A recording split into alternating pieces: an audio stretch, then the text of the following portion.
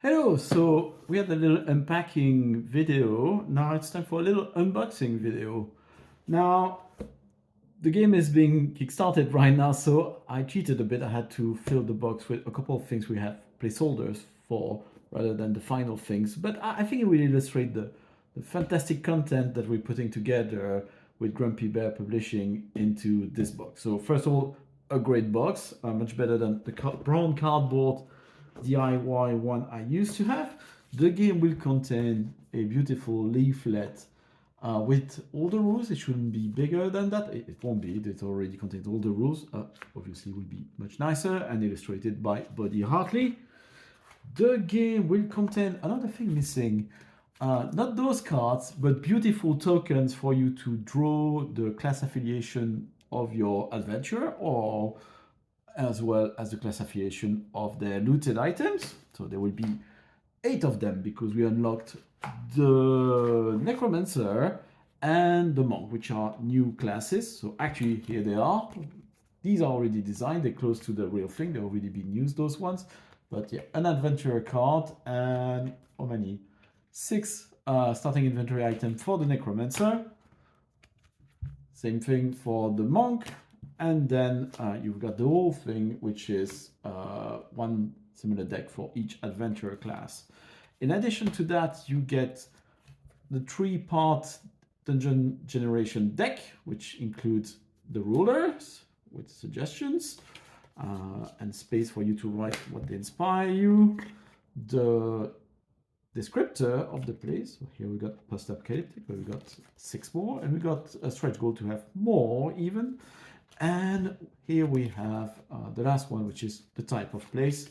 So I'm removing those, a bit of a spoiler alert, but yeah, for instance, ship, forest, citadel, theme park, of which I played way too many sessions with the theme park somehow.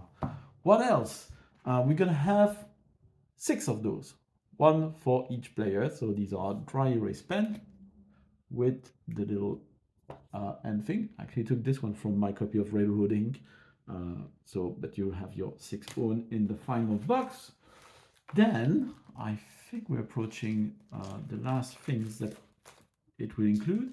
Again, some placeholder here, but you have 1d20, and then you have 3d6, which will be color matching. We're still working on that design aspect, but they should be color matching for either the encumbrance, usefulness, or emotion. They will look much nicer than that. These are, again, placeholder ones.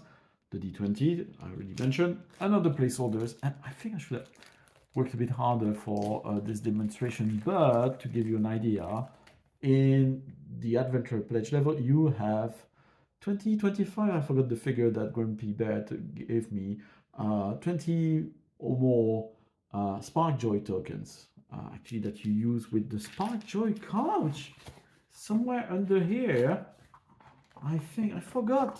There's more. We've got a board with a illustration of a stone that reminds me of my mother.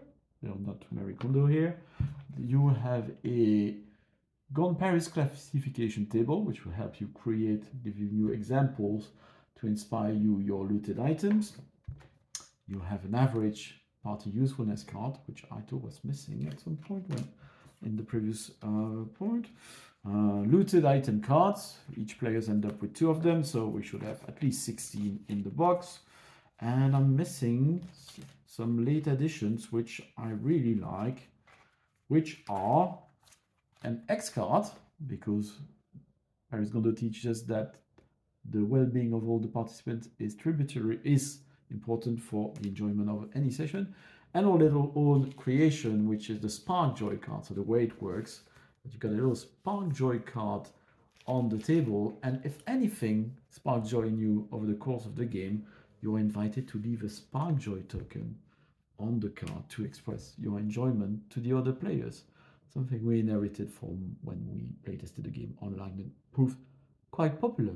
I used to have actual pebbles in the boxes for the Spark Joy tokens, which were popular but might prove difficult or expensive to include in either the Adventurer Pledge level box, which is the one you'll find in retail after the Kickstarter, but please don't wait for that, to pledge, or so in that one you will have cardboard tokens, or even in the hoarder pledge level, there you will have something fancier, plastic, maybe some type of, I don't know, ceramic, or even I was thinking wood could be nice. But yeah, it will depend on the success of the Kickstarter, what type of tokens is affordable to include in those orders. But something much nicer than that, and not something stolen from a copy of X-Wing Miniatures.